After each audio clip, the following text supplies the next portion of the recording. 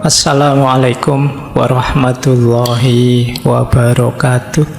Bismillah teman-teman. Mari kita lanjutkan kajian rutin kita.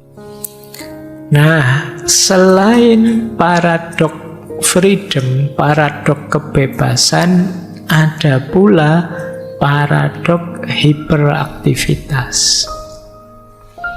Zaman sekarang kan tadi saya jelaskan orang mengejar kesibukan, orang mengejar aktivitas. Rasanya berdosa kalau diam saja, kalau rebahan saja, kalau malas-malesan saja. Ternyata ada paradoknya juga. Apa paradok? Paradok hiperaktif itu yang pertama, multitasking. Multitasking itu kan harusnya ya, kalau mengikuti makna harafiahnya, multitasking itu kita di satu waktu melakukan banyak aktivitas sekaligus. Itu namanya multitasking. Sambil ngaji, sambil minum misalnya, minum ya. Ini sekedar contoh. Biar minum beneran. Bismillah.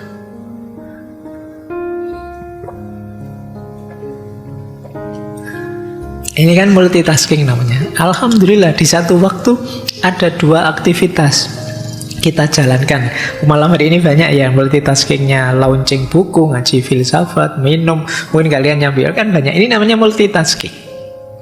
Logika lurusnya, dengan banyak aktivitas kita dapat banyak manfaat dari waktu yang sama.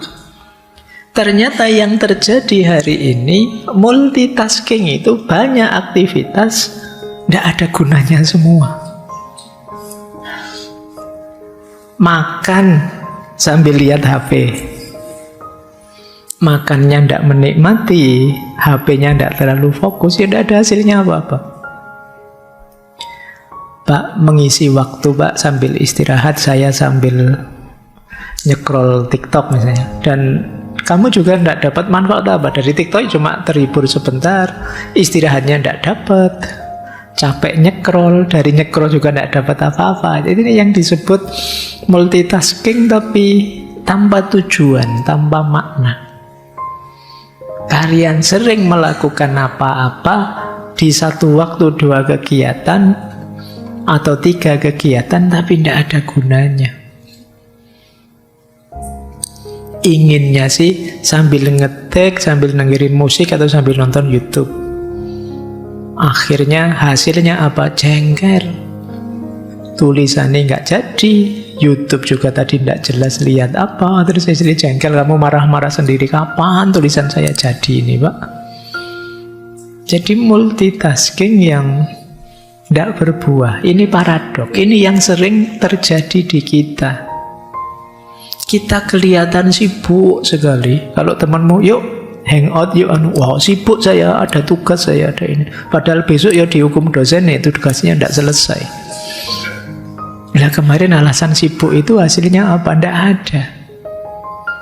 Cuma dapat sibuknya saja. Jadi kita ini hyperactivity, seolah-olah kegiatan kita banyak, kesibukan kita banyak, tapi tidak kelihatan hasilnya, tidak kelihatan maknanya. Ini problem hari ini ya. Yang kedua kata Buyang Colohan, sekarang kesibukan itu jadi status. Manusia hari ini membanggakan keberhasilan, produktivitas. Dan keberhasilan serta produktivitas itu simbolnya sibuk. Kalian bangga kalau sedang sibuk. Kapan-kapan yuk jalan-jalan yuk. Kapan? Sabtu. Sabtu enggak bisa, saya sudah ada ini. Ya minggu lah. Minggu apalagi, saya sejak pagi itu sudah ada schedule-nya. Senin sudah masuk kerja. Ya Senin sore lah, Senin sore ya waktunya saya jogging. Jadi malam udah ada waktunya, dan kamu bangga dengan itu. Jadi simbolnya orang hari ini itu kalau dia kelihatan jadwalnya padat sekali, sibuk sekali, dia bangga, statusnya tinggi berarti. Ini orang luar biasa nih, nyari sela jadwalnya itu susah sekali. Tapi tidak ada hasilnya. Tidak jelas produknya apa, karyanya apa. Yang penting sibuk saja sudah luar biasa. Jadi kesibukan jadi status. Jadi ini ciri kedua dari hiperaktivitas. Ciri ketiga, pada akhirnya hyperactivity itu kita lelah, tapi tanpa hasil, sehingga kita tidak puas dan tidak tenang. Capek sih, keluar tenaga, keluar biaya, tapi hasilnya tidak seperti yang kita inginkan. Terus kita kecewa, terus kita tidak tenang. Dibandingkan teman kita yang tidak terlalu serius tapi kok sukses, terus kita gelisah. Ini paradoknya hyperactivity, hiperaktivitas. Kata Byung Chul Han, ada orang yang pergi kemana-mana tapi tidak mengalami apapun. Ada orang yang melihat segala sesuatu tapi tidak mendapat wawasan apapun.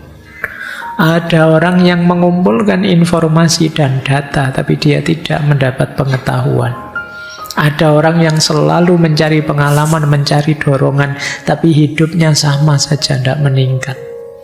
Ada orang yang mengumpulkan banyak teman, banyak pengikut, tapi tidak pernah ketemu orang.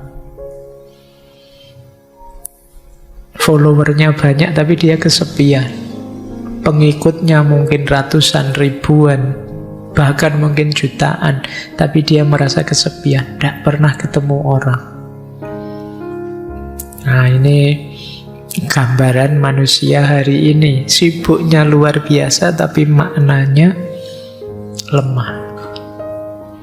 Jadi dia tidak tahu hidup ini mengapa, untuk apa, bagaimana, dan lain sebagainya. Tidak ada waktu untuk mikir. Maka setelah tadi ada paradok, pada akhirnya apa? Kita kehabisan waktu untuk kontemplasi. Kita kekurangan waktu untuk refleksi. Acara-acara mikir yang terlalu panjang, waktu-waktu untuk diskusi, untuk kontemplasi, itu kalau pakai paradigma hari ini mungkin dianggap buang-buang waktu.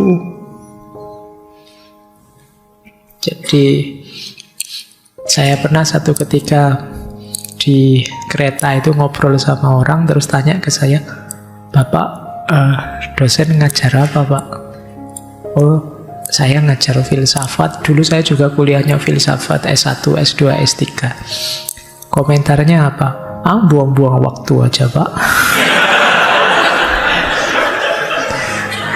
Jadi dianggapnya berpikir kontemplasi itu buang-buang waktu, tidak produktif.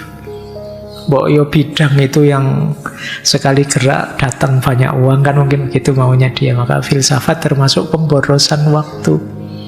Apa gunanya kalian ngaji filsafat malam hari ini? Ya, kalian harus bisa membunyikan nilai ekonominya. Kalau tidak bisa membunyikan nilai ekonominya, kalian akan dianggap buang-buang waktu. Kalian harus muter-muter jawabnya. Oh, dengan belajar filsafat saya bisa mikir, dengan pinter mikir nanti kuliahnya lebih cepat, bisa lulus cepat, nah terus bisa segera kerja. Nah, di situ terus baru dapat gaji. Kalau kamu tarik-tarik ke sana itu baru orang mau. Tapi kalau sekedar biar kita lebih bijaksana, alah buat apa bijaksana? Sekarang tidak ada target, dianggap memboroskan waktu. Padahal ketika kita kehilangan kontemplasi, yang jelas kelihatan adalah kehilangan kreativitas. Karena tanpa kontemplasi kita tidak akan ketemu ide-ide baru.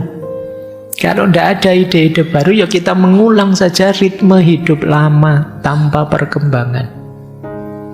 Kemarin begitu, diulang-ulang begitu, kita jadinya kayak robot. Tanpa kontemplasi kita akan menjadi orang yang asing bahkan dari diri kita sendiri, karena kita tidak punya waktu untuk memikirkan diri kita. Kita hanya mikir mengejar target, cita-cita, keinginan. Kita lupa untuk merenungi diri kita sendiri. Akhirnya kita krisis makna. Sibuk tanpa kontemplasi akhirnya melahirkan kehampaan jiwa, kehilangan makna. Nah, ini situasi yang banyak kita alami hari ini. Baik, ini waktunya tinggal sedikit biar tuntas kalian ya. Pengaruh budaya digital sekarang terhadap tadi ya, achievement society yang membuat masyarakat kelelahan. Ternyata sebagian besar yang membuat kita kelelahan itu banyak disebabkan oleh budaya digital hari ini. Itu boleh dilihat di bukunya The Swarm, Digital Prospect. Kenapa budaya digital menyumbangkan banyak kelelahan?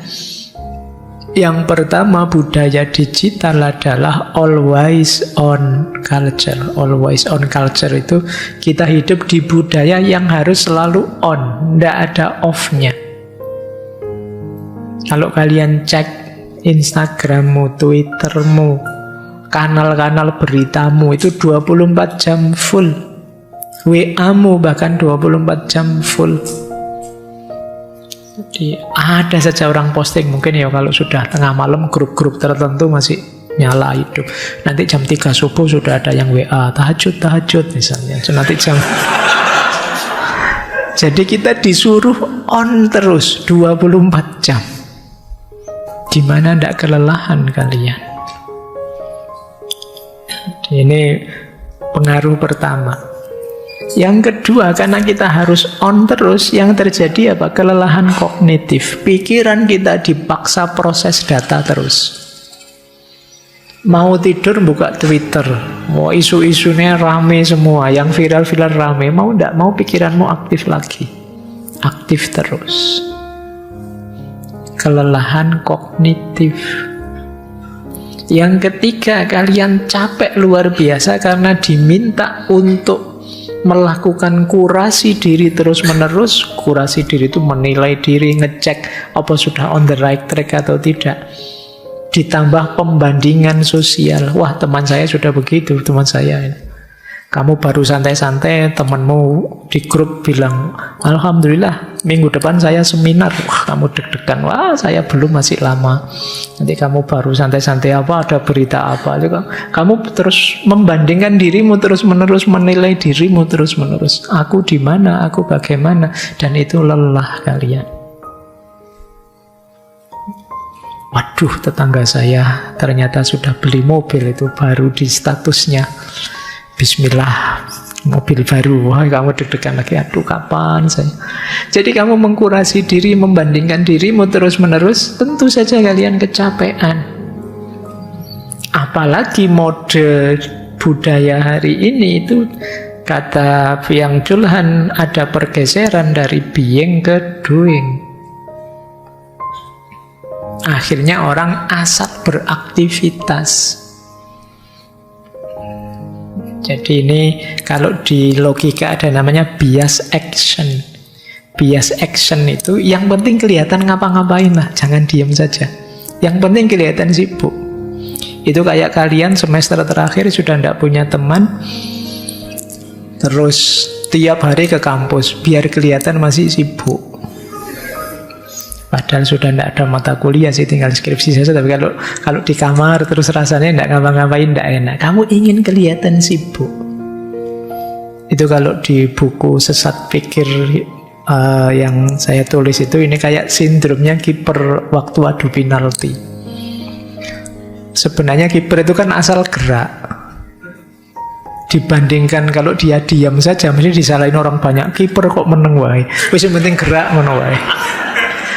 Entah itu arahnya pas atau salah, sih penting gerak, tidak ada orang nyalahkan. Jadi kamu sering seperti itu, yang penting kelihatan gerak sudah, tidak salah sudah. Oh iya sih, sudah berusaha, kan bukan terus begitu. Nah, ini peradaban hari ini begitu, dari being ke doing. Jadi asal kerja, padahal nanti kalau di pikirannya misalnya ahli syariati itu sudah dari being ke becoming, tapi kita being saja belum, masih di doing.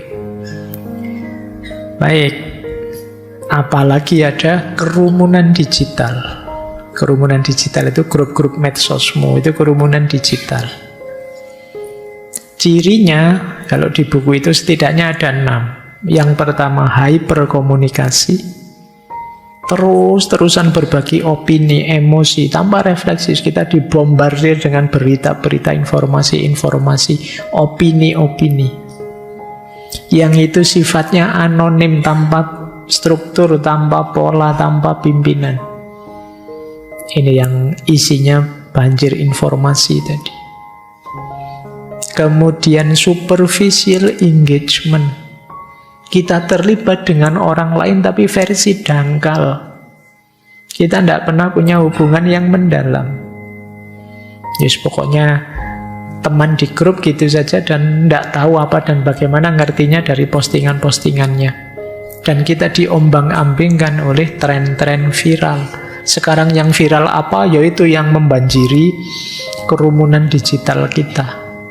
Tanpa pernah difilter, ini penting atau tidak, ini manfaat atau tidak untuk hidup kita. Kemudian ada fragmentasi informasi. Banjir informasi muncul, distraksi. Godaan di sekeliling kita banyak di dunia digital.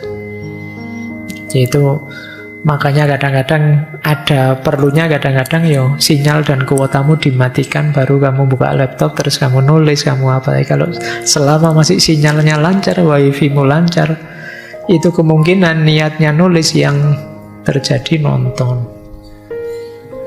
Ya, tidak jadi nulis. Itu yang disebut distraksi.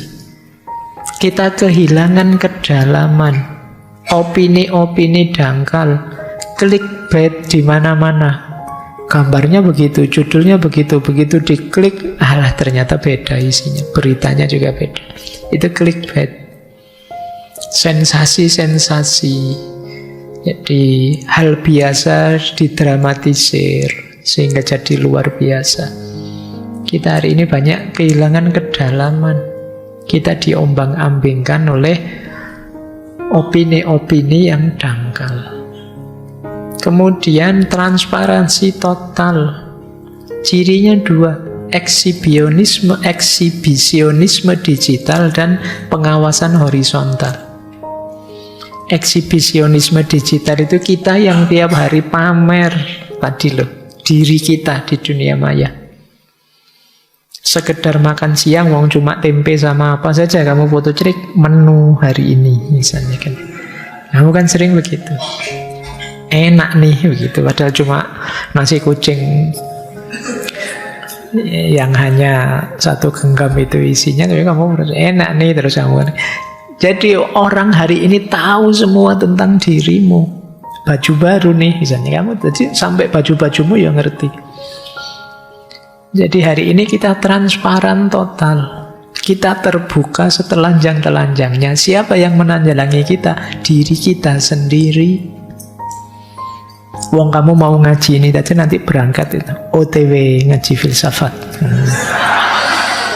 Terus di situ ngantri teh dan kopi, terus kamu foto lagi.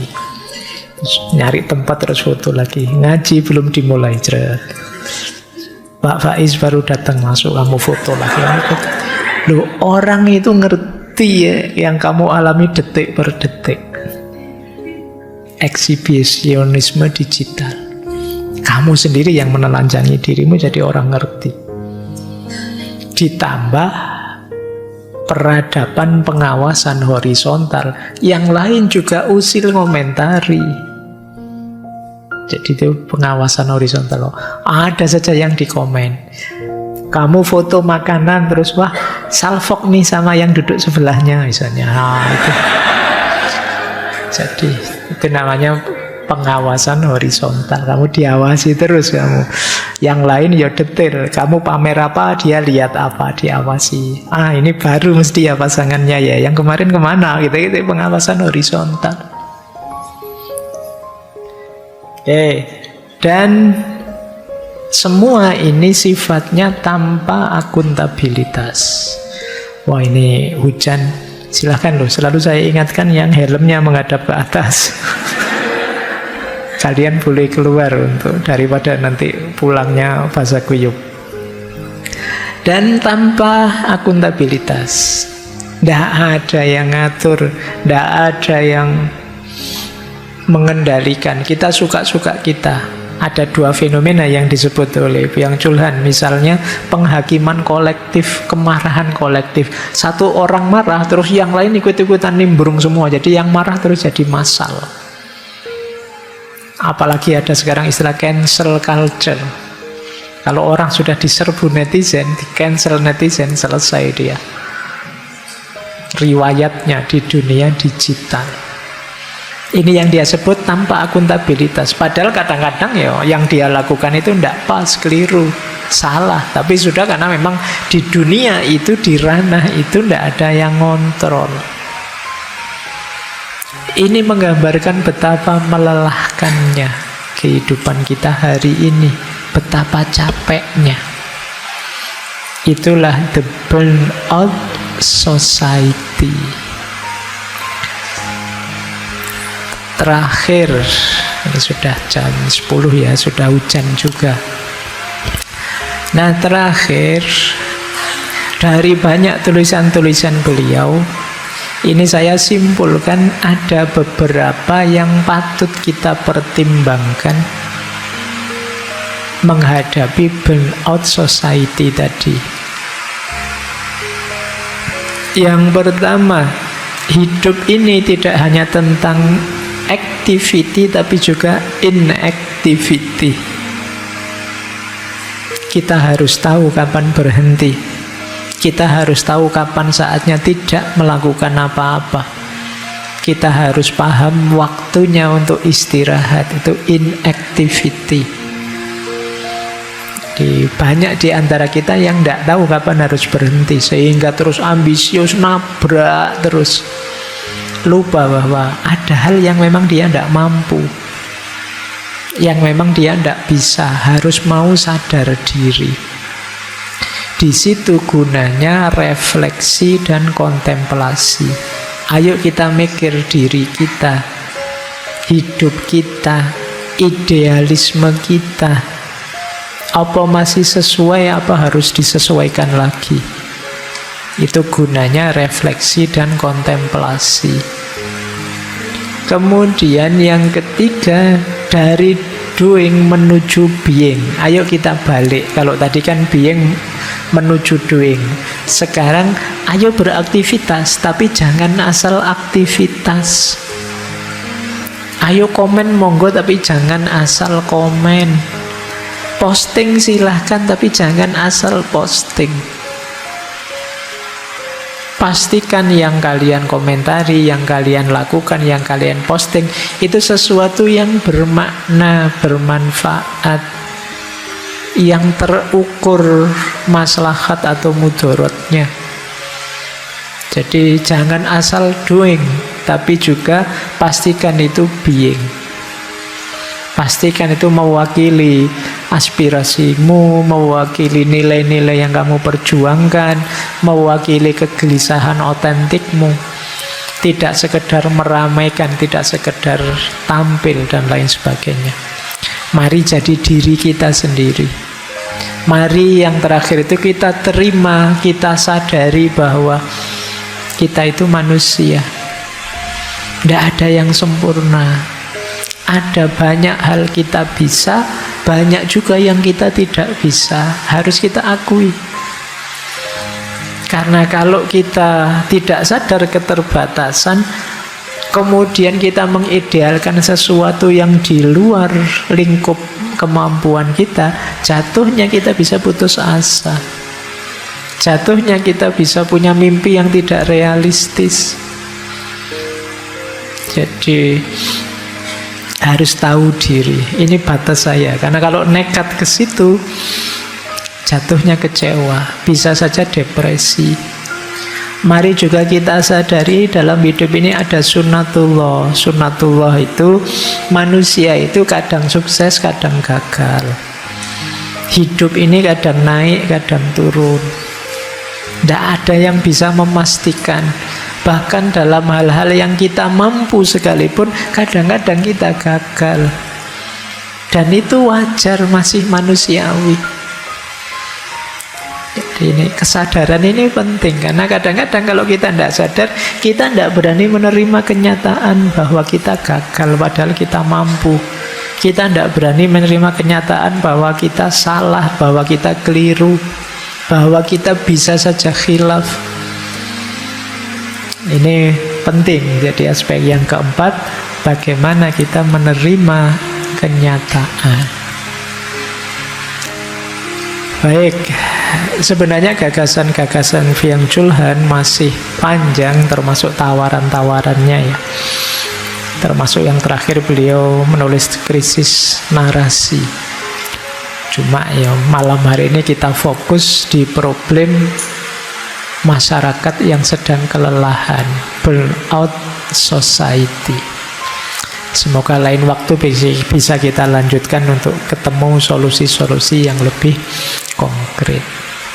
Paling tidak kita sekarang sadar ada masalah, ada problem dalam budaya hidup kita sehari-hari, hari ini.